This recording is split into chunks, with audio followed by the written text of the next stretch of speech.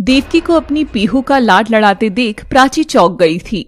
देवकी पीहू पर भड़कती हुई उसके कमरे की ओर जाती है तो खिड़की से उसे पीहू की आवाज आती है। मैम ने कहा है कि अपने आदर्श के ऊपर 4 लाइनें याद करके सुनाना, तो मैं मम्मा के ऊपर कह दूंगी। मगर तभी उसे प्राची की बात याद आती है। पीहू बेटा, नानी कितनी ही गुस्सा क्यों ना करे, मगर वो इस घर की जड़ हैं और जड़ हमेशा अपने खून पसीने से पूरे पेड़ को बड़ा करती हैं।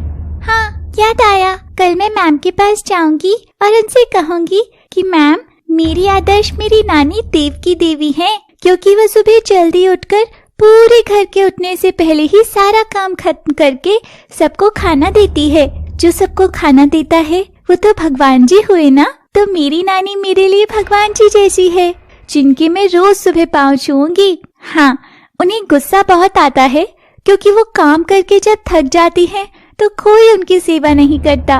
मैम, मैं बड़ी होकर मेरी नानी की खूब सेवा करूंगी। प्यारी नानी की पीहू। मैं इस बच्ची को हमेशा बस धुतकारती रही और इसने मुझे भगवान का दर्जा दे दिया। पीहू की ये बातें सुन बाहर खड़ी देवकी का पत्थर सा मन एकदम पिघल जाता है और वो पीहू को बाहर बुलाती है। देवकी पीहू के आगे चिमटा करती है। पीहू डर गई थी, पर अचानक देवकी उसे सीने से लगा लेती है और रो पड़ती है। पीहू भी इमोशनल होकर रोने लगती है।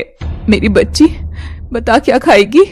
पूरे दिन डरी सहमी सी कमरे में मत रहा कर बेटा, और आज से रात में तू मेरे साथ ही सोएगी। मैं तुझे नानी की कहानी सुनाऊंगी। मेरी नानी? मामी, आज आप? बस बस, मैं अपनी पीहू से खुश हूँ, इसका मतलब ये नहीं कि मेरे दिल में तेरे लिए भी जगह हो गई है। कोई बात नहीं मामी, मेरी पीहू को नानी का प्यार मिले वही बहुत है। अच्छा सुन, अच्छे स्कूल में है बिटिया, अच्छा सिखा रहे हैं वहाँ। प्राची ये सुनकर कश्मकश में पड़ जाती है। अब अगर मैं ये स्कॉलरशिप ऋषि को वापस दे दूंगी तो मेरी पीहू कैसे पढ़ेगी, और अगर मैंने ऐसा नहीं किया तो मैं उसके एहसान तले दब जाऊंगी। प्राची ऋषि को फोन करती है। मुझे अभी मिलना है। तो आ जाओ राठौड़ मैंशन। प्राची के पास तभी छवि का फोन आता है। यार, तू ऐसे ही चली गई, मेरी बात तो सुनती। मुझे तुझे कुछ बताना है। अभी तो मैं मैंशन हूँ, रुक, मैं तेरे घर ही आती हूँ। नहीं नहीं, मैं राठौड़ मैंशन ही आ रही हूँ, वहीं बात करते हैं। तभी वृंदा प्राची की बात चुपके से सुन लेती है। ओह, तो मैडम के साथ अब तो कैसे भी मुझे भी जाना ही होगा। और वृंदा भी बहाना लगाकर प्राची के साथ ही निकल पड़ती है। प्राची, कभी कभी तो मुझे लगता है तुम मेरी सबसे अच्छी बहन हो। तुम ना होती तो बहन होने की खुशी मुझे कभी न मिलती। प्राची और वृंदा घर के अंदर चले जाते हैं, जहाँ सोफे पर छवि सक्षम ऋषि बैठे थे। ये मेरी कजिन बहन वृंदा है। हेलो वृंदा। वो नजर क्यों नहीं आ रहा? बाय द वे, आपका भी तो कोई कजिन भाई होगा ना? तभी अर्पित आकर वृंदा की आंखें पीछे से बंद कर लेता है। अब पहचानो मुझे, मैं कौन हूँ? तुम हो मेरी दोस्त प्रिया। गलत जवाब, मैं प्रिया नहीं अर्पित हूँ। और वृंदा और अर्पित खूब हंसते हैं। अब जल्दी चलो, माँ ने तुम्हें देख लिया तो वो फिर तुम्हें चप्पल से मारेगी। वृंदा, ये सब कैसे? और बुआ जी ऐसा क्यों करेंगी? तुम दोनों एक दूसरे को कैसे जानते हो? ओ बहन जी, प्लीज जरा आप अपने काम से काम रखिए, मेरे मैटर में ना घुसिए। चलो अर्पित। वृंदा अर्पित को लेकर पार्क में चली जाती है। प्राची का चेहरा उतर गया था, जिसे देख ऋषि को बुरा लग जाता है। प्राची, मैं शादी कर रही हूँ। ये बात सबसे पहले मेरी दोस्त को बताना चाह रही थी, मगर तू नालायक हर बार भाग जाती है। थकती नहीं है क्या? हाँ, क्या? अरे मैडम, मैं शादी कर रही हूँ, शादी। ध्यान कहाँ है तेरा? शादी कर रही है तेरी छवि, और वो बनेगी सक्षम की दुल्हनिया। क्या? इससे? तू, क्या हुआ छवि तुझे? ये सुनते ही सब हंसने लग जाते हैं और छवि प्राची को सारी कहानी सुनाती है। भाई वाह, तकरार हुआ, फिर प्यार हुआ और इकरार भी हो गया। छवि के माँ बाबा आते हैं और शंकर और सुधा से शादी की डेट फिक्स कर लेते हैं। बस हमारी एक शर्त है, हमारे खुद की कोई बेटी नहीं है, तो छवि की शादी की सारी रस्में इसी घर से होंगी। ठीक है भाई साहब, राठौड़ मैंशन में सब होगा, तब तो वाह भाई वाह हो ही जाएगी। कल से ही शादी की तैयारी शुरू करते हैं। चारों ओर खुशियाँ थी। प्राची छवि को गले लगा लेती है। तू ठीक तो है ना प्राची? हाँ ठीक हूँ, बस डर रही हूँ जो मेरे साथ हुआ है वो जिंदगी तू कभी ना देखी और तुझे मेरे हिस्से की भी खुशियाँ लग जाएं। अर्पित और वृंदा पार्क में बैठे थे। प्राची कैसी भी हो, मगर उसकी वजह से मैं तुमसे मिल सकी अर्पित। हमेशा सोचती थी कि कैसा लड़का होगा जिससे दोस्ती करूंगी, ऐसा होगा वैसा होगा, पर अब तो मैं किसी के लिए नहीं सोचती। और वृंदा आहिस्ते से अर्पित के करीब खिसक जाती है। अर्पित शर्मा रहा था। वह धीमे धीमे अर्पित का हाथ थामने लगती है। और उसके एकदम पास चली जाती है, मगर वहाँ उस झाड़ी के पीछे कोई था जो उन्हें ऐसे देख रहा था। I need to go to the washroom. Coming in few minutes. Prachi washroom से वापस आ रही थी, तभी स्टोर रूम से एक हाथ निकलता है और उसे अंदर खींच लेता है। हाँ, कौन है? कौन है? और इतना अंधेरा क्यों है? मेरा अंधेरे में दम घुटता है, प्लीज मुझे छोड़ दो, ऐसे मत करो। कमरे में ऋषि ही था। वह जेब से लाइटर निकालकर हल्की रोशनी करता है। प्राची की निगाहें ऋषि की निगाहों से मिल जाती हैं। ये क्या हरकत है सर? छोड़िए मुझे, जाने दीजिए। क्यों प्राची, क्यों करती हो हर बार ऐसा? अपने हिस्से की खुशियों की दुआ भी औरों के लिए मांगोगी तो खुद क्या गमों में जीती रहोगी? आखिर क्यों? मुझे जाने दीजिए प्लीज, मुझे अंधेरे से डर लगता है।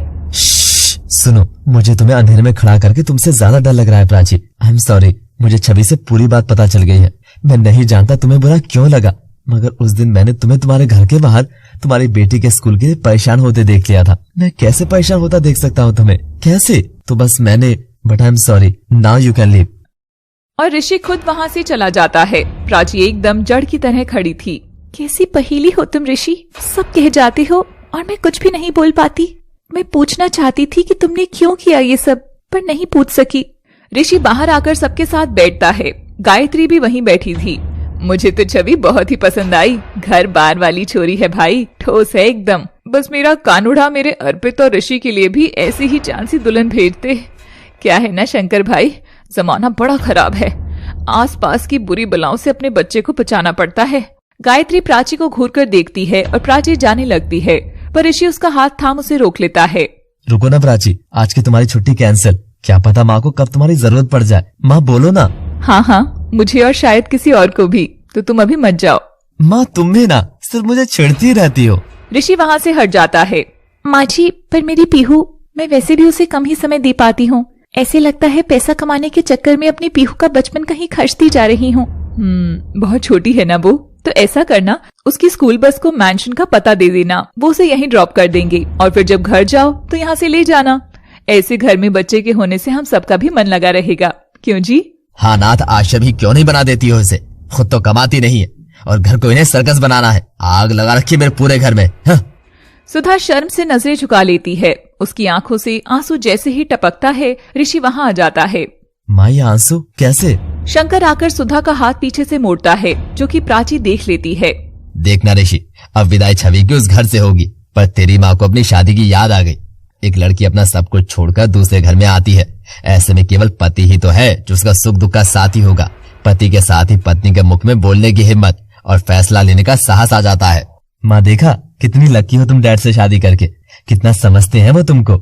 और क्या, जब तुम्हारी माँ बोलती नहीं है ना, तो लगता है कि सब कितना सूना है। इसकी बक बक और परिवार के प्रति डेडिकेशन ही तो इस घर को रोशन कर रहा है। वाह रे दोगले मर्द, औरत की जुबान बनने का ढोंग कर औरत की ही जुबान बंद करना, वो भी कोई तुमसे सीखे। तुम पति ना हो गए कि मानो खिलौने वाली चाबी हो गए। जितना घुमाओगे उतना ही औरत बोलेगी, है ना? चाबी खत्म हो तो चुप। पर मजा तो तब आएगा जब वो ऐसी रूठी कि तुमसे कभी बोले ही नहीं। मैं समझती हूँ आप पर क्या बीत रही है माँ जी। तभी ऋषि के पास एक फोन आता है और वह चौंक जाता है। प्राची मेरे साथ चलो अभी के अभी। मगर सर कहाँ? अभी चलो। वे प्राची को लेकर बिना कुछ बोले ही गाड़ी में निकल पड़ता है। सर बताइए तो, आखिर आप मुझे लेकर जा कहाँ रहे हैं? बस चुपचाप चलो और उसके बारे में किसी से मत कहना। आप चाहते क्या है मुझसे? ना कभी कुछ बताते हैं, ना कुछ समझते हैं, बस अपनी मनमानी चलाते हैं। आपको क्या लगता है सब आपके अकॉर्डिंग होगा? सुन रहे हैं ना आप? कभी कभी तो मुझे आपकी नीयत ही खोटी लगती है। ऋषि जोर से गाड़ी का ब्रेक लगाकर सीट बेल्ट खोलकर प्राची के करीब जाता है।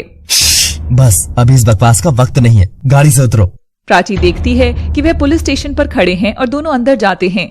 आखिर कौन सी बात उन्हें वहां लेकर गई होगी, जानने के लिए देखिए आगे की कहानी केवल लव सिटी पर।